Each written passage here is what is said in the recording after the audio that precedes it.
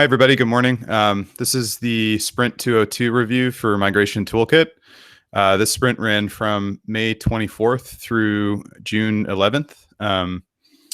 And this morning, we've got an agenda for a couple demos from MTC. And then afterwards, we're going to do a couple for MTV as well. So jumping right into it, first up, we have Ian, who's going to be showing the call to action for aggregated logs available in the UI. The background with this issue was for our 150 release, which is coming up as our next feature release. We had introduced an aggregated logs feature in one of our past releases where we had merged a lot of the logs from all the disparate components that made up the system to make it easier to be able to gather all of your logs from one place. And this existed in the form of a pod in the backend, so it wasn't very clear that it even existed. So with this release, we wanted to escalate or elevate that into the UI so that it was a little bit more obvious and available to people to see. So Ian, take it away.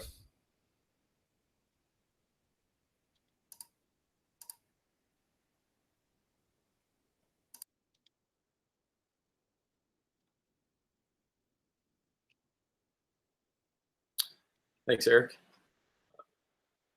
All right, so on the UI side, we now have a few changes.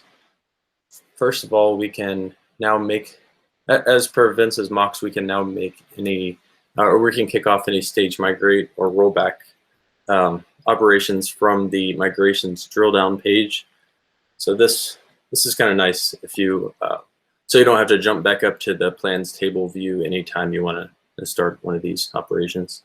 And then, as Eric mentioned, we can view this modal that pops up in the migration drill down, where you'll see we have a nice patternfly modal and patternfly clipboard component to grab this string that will kick off the, it'll sort of just tail the logs from the pod that Eric mentioned that's set up on the controller that, that aggregates the logs from the pods that are listed in this modal here.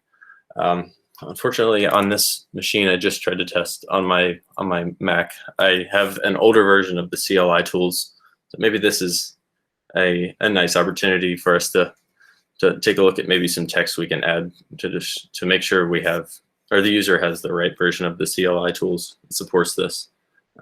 Make some changes there, but if you click the copy the clipboard, you can see it does copy, and you would see an aggregated list of all the logs from the pods shown.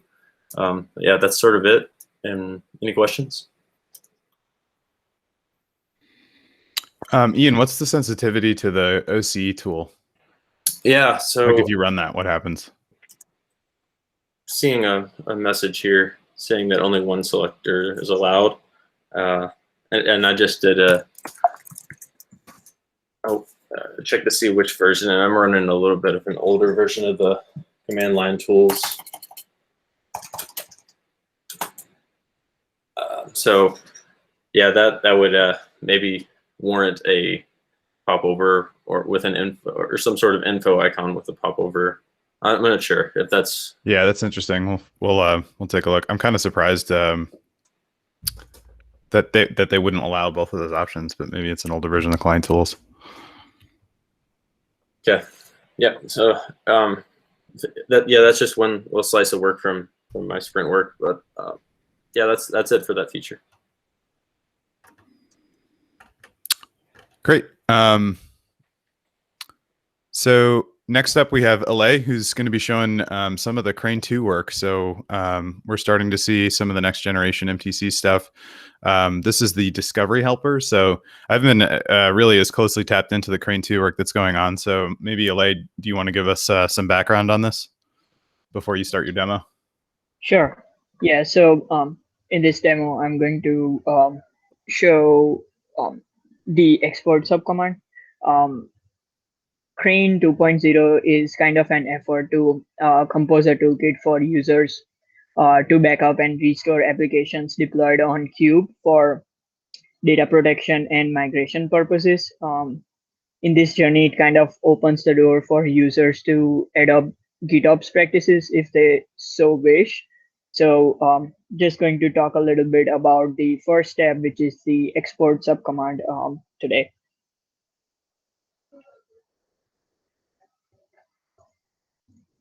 Uh, can you see my screen? Looks good, Alay. Yeah, this is a voiceover demo, but I have not been able to pipe my audio out to audio input. So kind of figuring out, I'll actually talk over the video. Um, okay, so the first step in using the Crane CLI is the export command.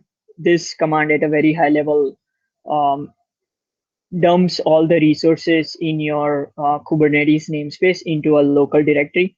From there, you can do other things like transform, or once you have it ready, you can apply it to a kube cluster. So as you can see in my terminal, I am logged in with a non-admin user, and I have deployed a MS SQL instance. All of these resources are created in a namespace using the non-admin user. Crane 2.0 is we want to do it in a way that is non-admin first. So yeah, if you are a kube admin, it will grab the resources using that user. That is the kube admin. If you are non-admin user, it will grab the resources using whatever user you provide. So the first thing, exploring the help option here, there is a context argument which allows you to give a kube context. There is also a namespace argument which allows you to provide a namespace explicitly. So if both of them are provided, then the namespace will take precedence. Um, that's just how other CLI in the kube space work. So we have just mirrored that. Other thing it takes is an export directory. The export directory is where all the resources will be dumped in a specific file format. There is an enhancement out which I can link to where this file format is being laid out. So now we are running the Crane export subcommand. As you can see, all the default options make it work. My kubeconfig is pointing to this namespace, and it will dump the resources from there. The export subcommand actually uses the discovery API of a kube cluster to get the list of all the APIs available.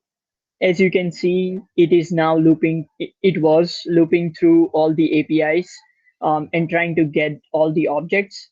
Um, if for some reason it fails to get or list an API, it could be possible because of the non-admin user. It will just log the error message and move on. Actually, it does a little bit more. It also keeps the error message in the memory, and after looping through all the APIs, at the end of it, it has the resources that it has grabbed as well as the errors. So just showing that we have gone through this resource PVC and the pod template. Pod template is not listable. PVC is listable. So error messages and the logs are accordingly laid out. At the very end, after the loop is done, we are writing a bunch of resources to the um, export directory. Um, as you can see, the export directory is made of two subdirectories, the resources and the failures. The resources actually contain the dump of all the YAMLs. This is where I'm comparing the output of the log with the directory files in the resources directory. As you can see, the resources directory also has a subdirectory named after the namespace that I'm dumping. So that way all your resources are scoped per namespace.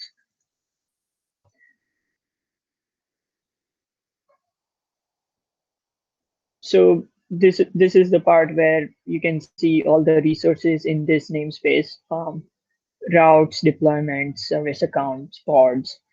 Just exploring the failures directory a little bit more. Again, it is namespace scope.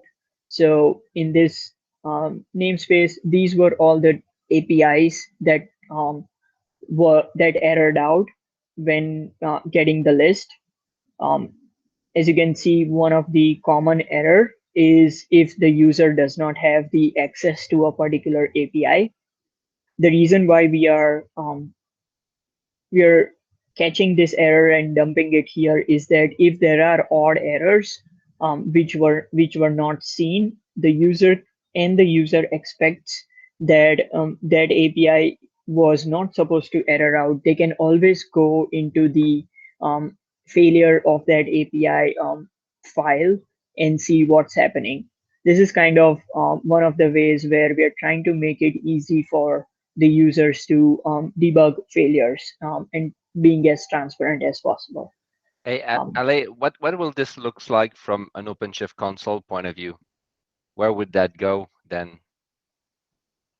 um, I actually am not sure how we are thinking of UX at this point. That's a great question. But we Yeah, might. maybe just Yeah, I thought for the Marcos, future, right? Sorry, John. that's a hard one. You're being unfair. We don't know. We just all I can say is I think you hit on it. We need to figure it out. Okay, no, fair enough. Totally fair. Yeah, but keep that in mind. Like the end goal of obviously of this is to run this from the OpenShift console in the new UI, right? So at some point we'll have to.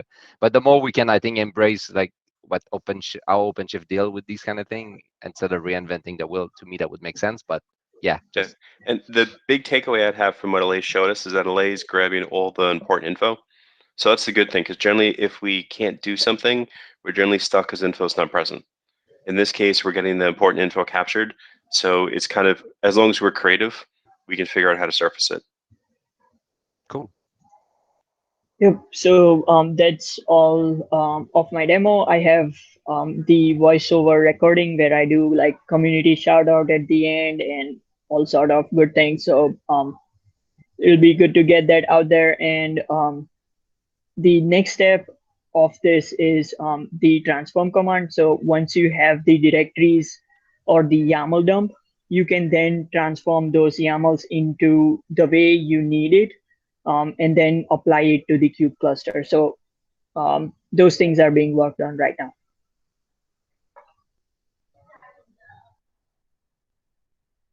I'm asking questions in chat, but I should probably just ask them here.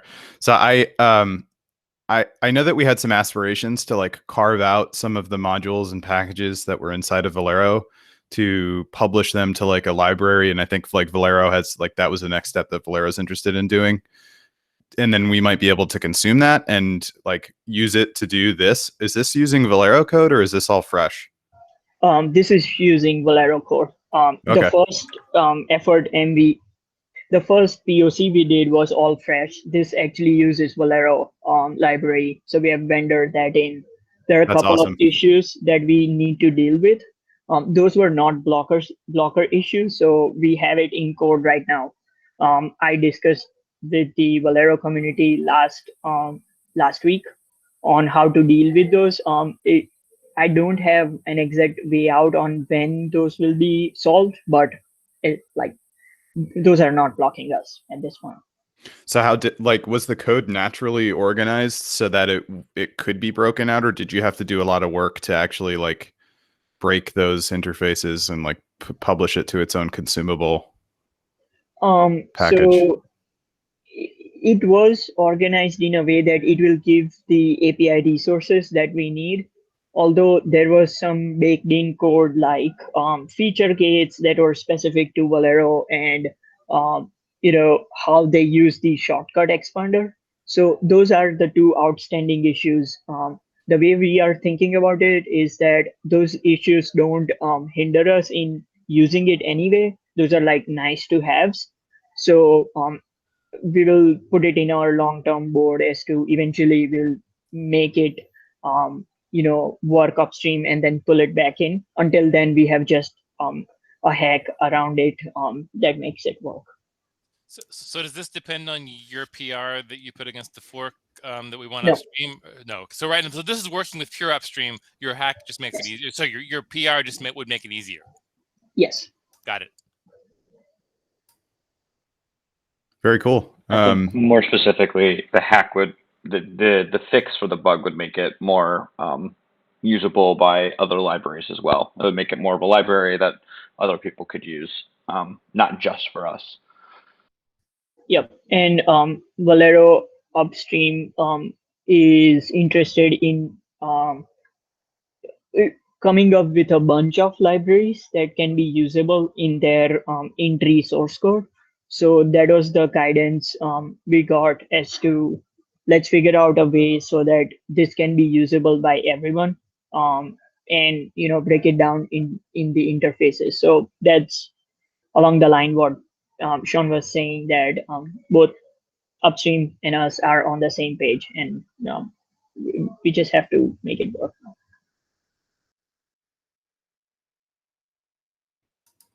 Any other questions before we move on to MTV?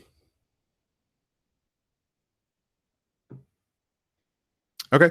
Fabien, do you want to take over?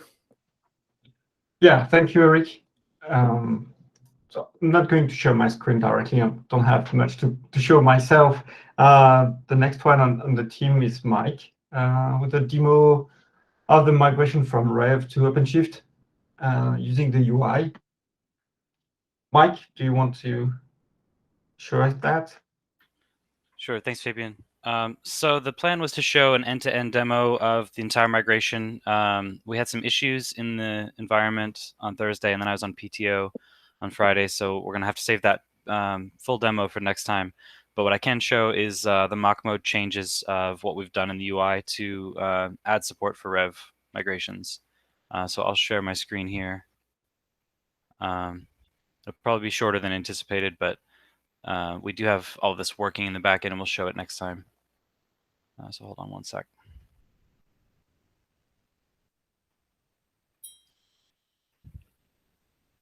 Okay. This is, let me see. So this is our new providers page with the new Red Hat Virtualization tab. You can see some mock providers in here. It's very similar to the other pages. It shows details on clusters, hosts, VMs, networks, and storage domains. One of the main differences between VMware and Rev is that we have storage domains here instead of data stores. But mostly the user experience and, in fact, the API is very, very similar to VMware. So it's very familiar. There's not a whole lot of difficulty here in adapting the new source. So I can click Add Provider here. I now have Red Hat Virtualization as a choice. We get, similar to VMware, we get name, host name, username, and password. We also get a CA certificate field that we need to fill in for Rev. And just as the other provider types, I can edit that. It'll pre-fill everything. If I go over to the mappings page and create a mapping, you see now that we have this split source provider dropdown. Anytime you need to choose a source and you have both Rev and VMware sources configured, this will be split by category, so you can see which ones you're choosing. So if I choose a Red Hat Virtualization source provider, you can see that now we are choosing source networks and target networks. That's the same for VMware and Rev, but if I go to storage mappings, it is adapted to use storage domains. So it's all very similar. It's just the terminology will change to match, and we've got this categorization here. In the plan wizard, let me see if I can step through here. Actually, it's faster if I just edit an existing plan. Mike, the target providers show only OpenShift providers. That's right. That's right. And in fact, if you only have one type of provider, it will only show. It'll similarly show just names like it did before. It only shows these categories if you have both configured. So we anticipate most users will probably just have one or the other of the source providers. So we just wanted to keep it as simple as possible in experience. Okay. So if I step through here, the filter VM step is a little simplified because in VMware we have tabs here for the cluster view, or the hosts view rather, and the folder view. And there is only one tree just to filter on for Red Hat Virtualization, and that is the cluster tree or the hosts tree. So I can select one of these clusters where my VMs are, proceed. In mock mode, these are going to still say analyzing, but this is all still the same as for VMware sources. It'll analyze and show those migration conditions. This step is the same, except that we don't have our folder path column because there are no folders in Rev. And I can proceed here and show you it's the exact same thing for mappings as I just described. You've got your storage domains. Under migration type, we're not currently supporting warm migration for Rev, and there's a little message here that explains why that's disabled. And then we now have the hooks step, which I'll let Gilles cover in more detail. We've added hooks to the plan wizard, and then review. And that is basically it. There's very little difference in the UI. Once you start migrating a plan that is from a Rev source, you get the same migration details page and the same pipeline view that you would for a migration from VMware. All the status information is reported the same. So I won't bother go through all of that, but it's just going to look exactly like other migrations do. And all the error reporting will come through the same as well. One other detail I kind of glossed over is that this mappings page is now, instead of having sub-navigation for network and storage mappings, we've made it more consistent with the providers page, where you can see there's one top-level nav here and tabs for each type. And that's to simplify the navigation to one level in anticipation of possible integration with Openshift Console. So if this migration navigation is nested somewhere else, we can keep it simple. And Fabien, Gilles, am I forgetting any details here? I wish we could show more. Unfortunately, the environment was blocking me from recording a full end-to-end demo, but I will get that to you guys next time. And if I can manage to get it done in the next few days, I'll put the link in the document as well. Yeah, thank you, Mike. Indeed, the lab was failing us again. The goal is to have another demo by the feature freeze for MTV 2.1 expected in 2 weeks. And Vince, I can see you smile. I think Mike, you covered the change and the mappings. Well, in Mike Spaxman, I'm sorry. Do you mind telling us a few words about it? It's your work. Right. And, yeah, I forgot to give him credit for that. Yeah, no worries. He was on the agenda. So, Mike S., if you want to give us a few words about it, and also to introduce yourself in this sprint review. Yeah, sure. Yeah. Hey, good morning, afternoon, everyone. Let's see here. Just share screen. Should see my screen. Let me know if you don't. So yeah, as Mike mentioned, we just basically did some UX housekeeping and consolidated those multiple navigation items into a single item so that it kind of follows the provider's page layout with tabs across the top.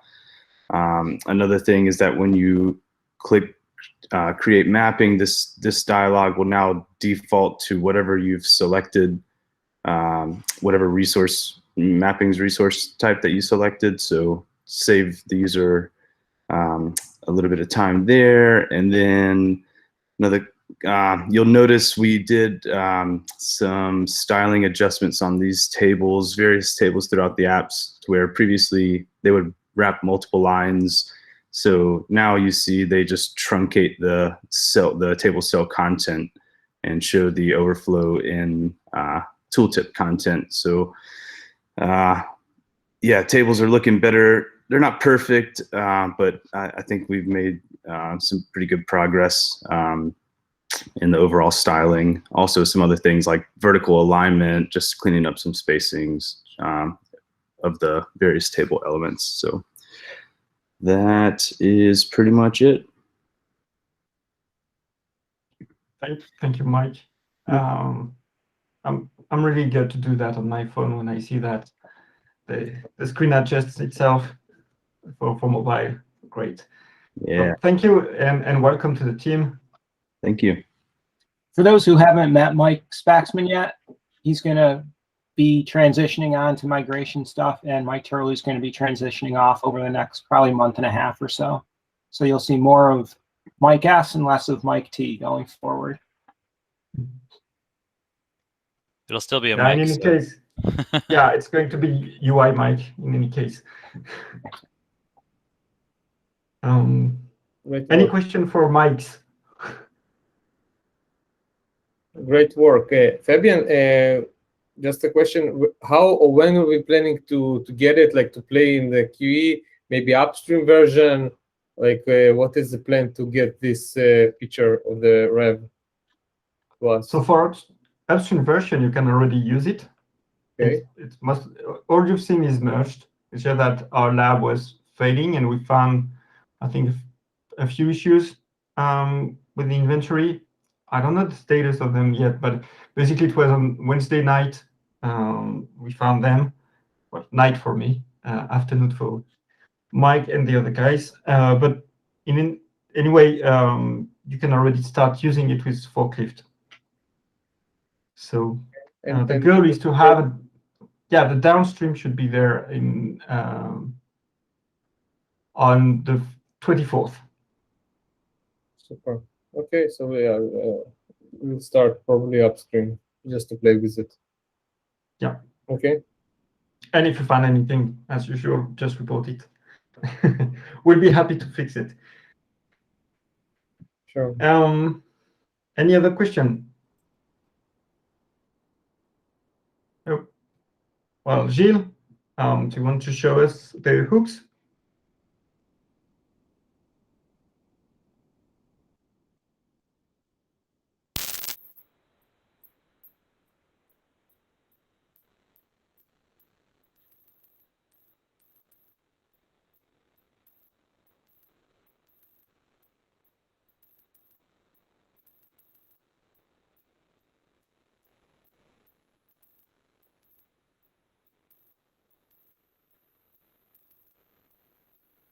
We can see your screen, but we can't hear. I can't hear you, at least.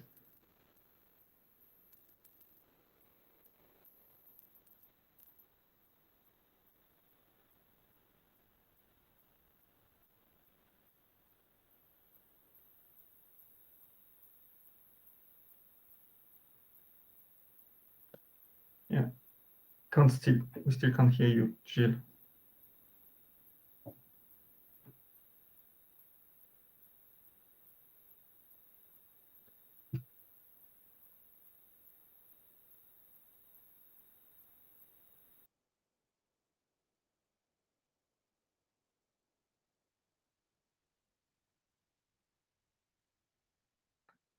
We can just blame Pipewire.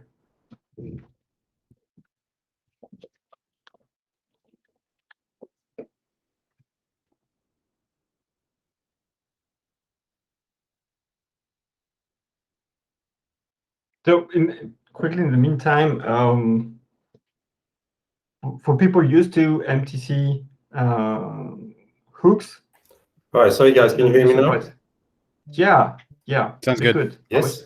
Oh, no, I cannot hear anyone. Fabien, can you just confirm you can hear me? Okay. Well, I don't have feedback, so I'm going to go in the blind.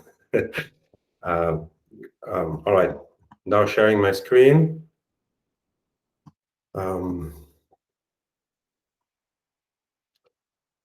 Ready to go.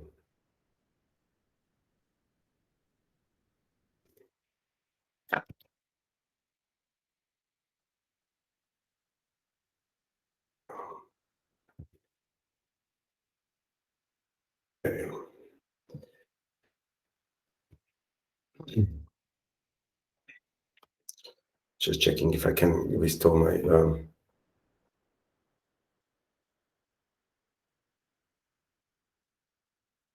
All right.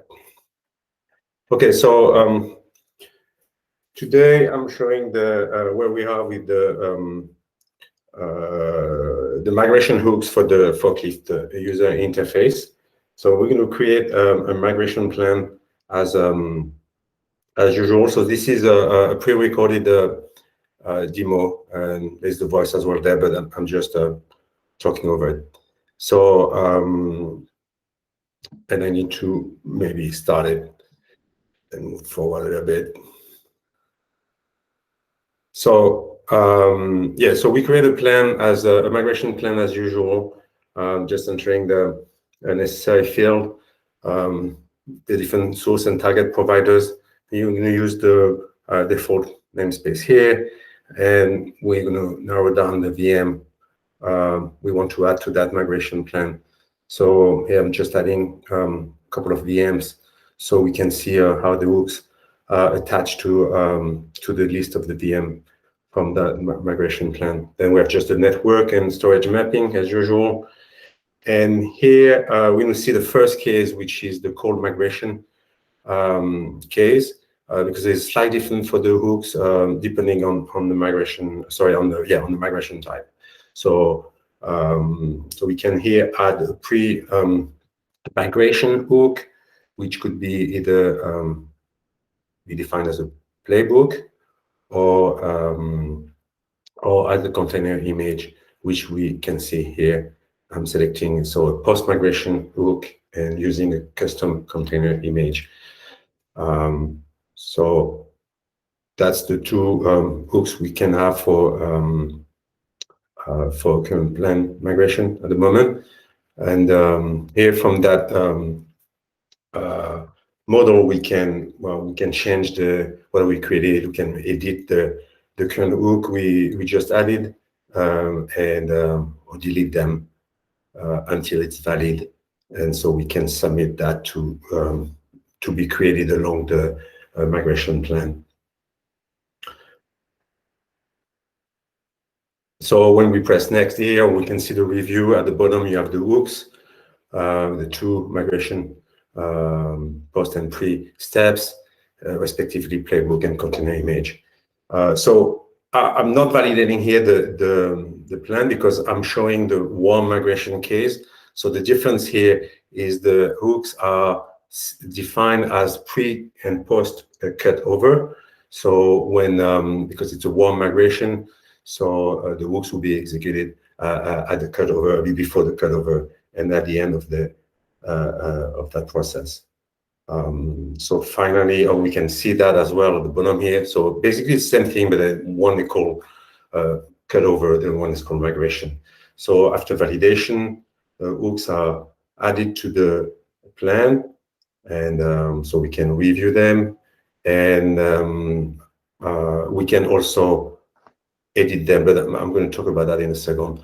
So here, if we go on the back end, we look at the plan we just created, and we're going to see the two hooks that are associated with our two VMs.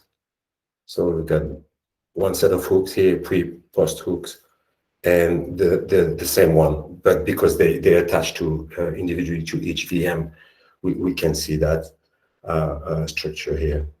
And of course, if we check out the hooks, we can see that two hooks have been created here, or exist at least, but that's the one we just created.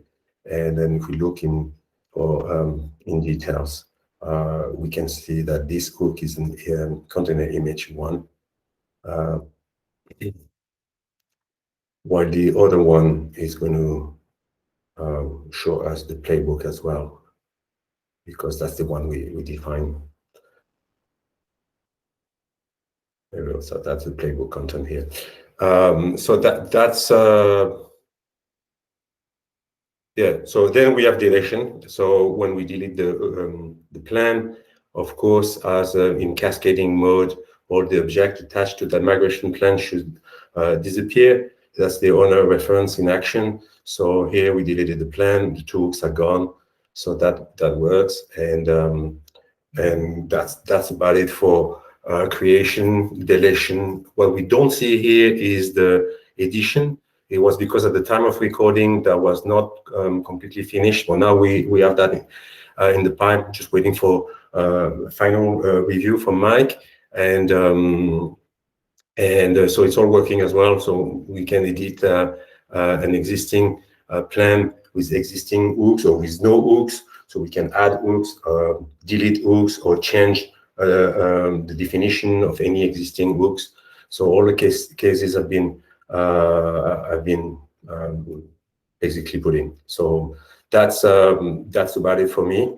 I'm just going to stop my video, and I'm going to come back right away, see if I can hear you guys for answering any question for the end of the review. Thank you.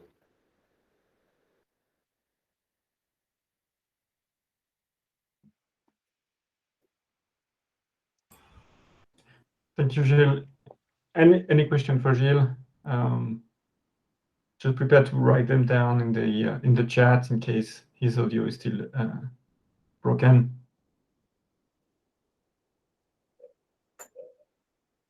Fabien, maybe you can explain. He mentioned hooks for warm migration before the cutover and after cutover. So kind of confusing because like for warm migration we are doing snapshot after snapshot after snapshot. So when before cutover, like is a hook is done sometimes in the beginning after one of the snapshots? Like when is before is done in the warm? It's done when you click cutover.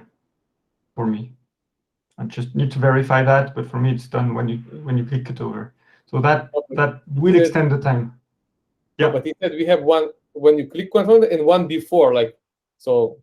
So it's, in my understanding, it's just before and after that final migration, whether it's a cutover or a cold migration, whatever runs that actual final copy pipeline, it'll just bookend that. So in a warm migration, you wouldn't get any kind of hooks running at all until you click cutover, and then it would start your pre-hook, and then it would do your cutover, and then it would run your post-hook. Yeah, that's my understanding too. Makes sense. Same here. Okay. So if it's not this way, please let us know. Okay. So till cut over, nothing is all the pre migrations. Nothing is happening.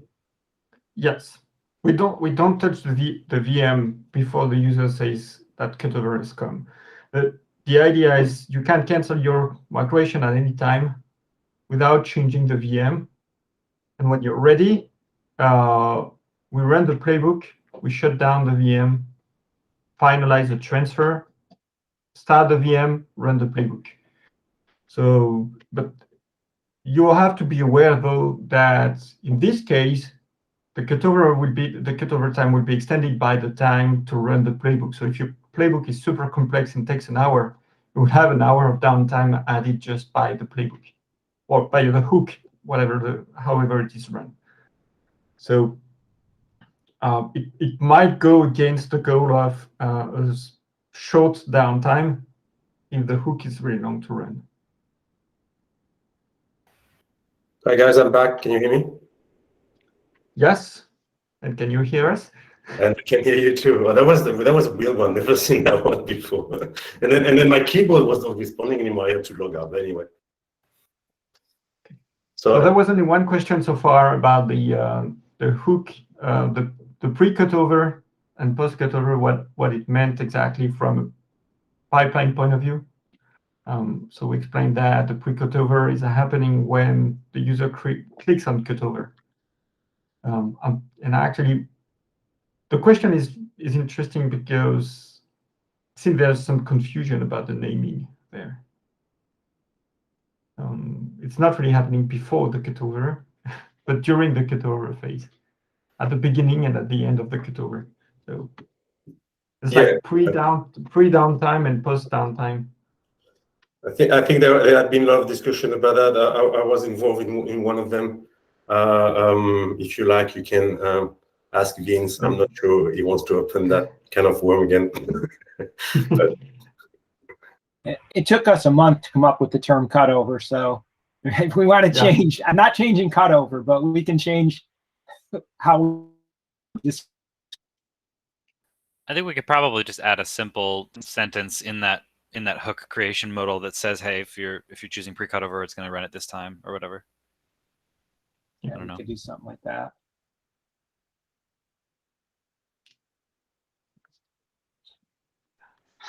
I mean, is it documented in like our docs? I'm not sure it's documented yet. Yeah, it's going to be in the 2.1 docs. So not started yet. We just released 2.0, but yeah, it's going to be in the docs. And there was actually a question from Avital today whether we would have hooks in 2.1 or in 2.2. The answer is both. We have these hooks for 2.1, and we want to have the hooks image builder for 2.2. The one with the how do we build the how do we help the user builds advanced Ansible use cases while keeping the reproducibility aspect of the image. That will be in 2.2. Or whatever it becomes in the meantime.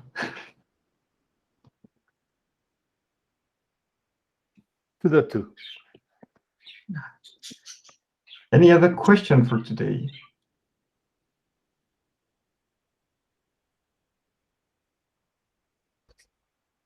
Right, no demo for the integration team? Hey, Fabien, no, we didn't have anything significant to demo for this sprint. We've still got several things that are work in progress. So next sprint, for example, work that Jeff and Peter are doing on the OPA side of things for MTV 2.1 would be a great demo to include. And a couple other things that we're working on too. We're ramping up some new project work as well, starting this sprint. So maybe we'll have some things to report back. Thank you. Cool. Eric, I think that's all for today. Yeah, unless there's any other questions, I think we'll call it there. Okay. Thank you, everybody. Thank you. Thank you, guys. Thank you.